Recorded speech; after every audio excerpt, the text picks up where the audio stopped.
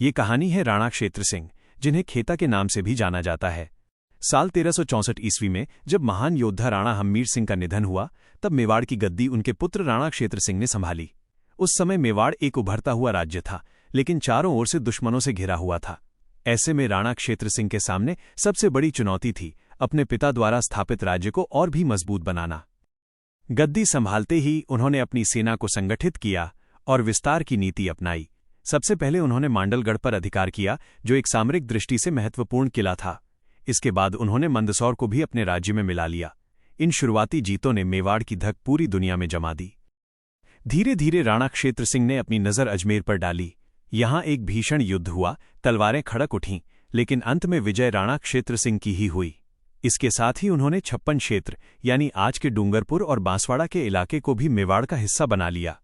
अब मेवाड़ एक विस्तृत और अजेय राज्य बन चुका था। राणा क्षेत्र सिंह की सबसे प्रसिद्ध लड़ाई बकरोल की लड़ाई मानी जाती है। इस युद्ध में उन्होंने दिल्ली के सुल्तान की सेना को ऐसी करारी हार दी कि इतिहास गवाह बन गया। इतना ही नहीं, उन्होंने सुल्तान के सेनापति जफर खान को भी बंदी बना लिया। इस जीत के बाद उनकी वीरता की चर्चा राजस्थान की सीमाओं को लांघकर दिल्ली तक फैल गई।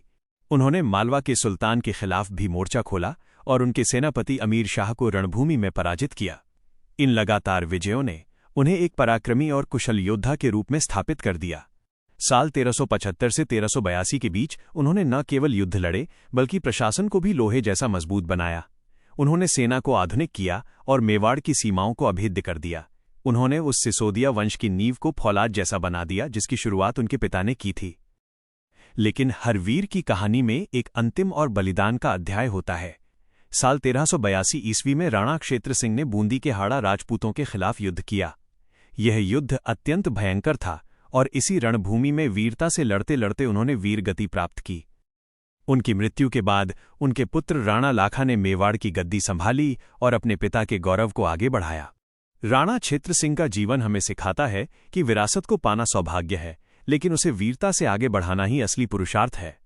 उन्होंने अपने साहस और नेतृत्व से मेवाड़ को मध्यकालीन भारत का एक शक्तिशाली स्तंभ बना दिया।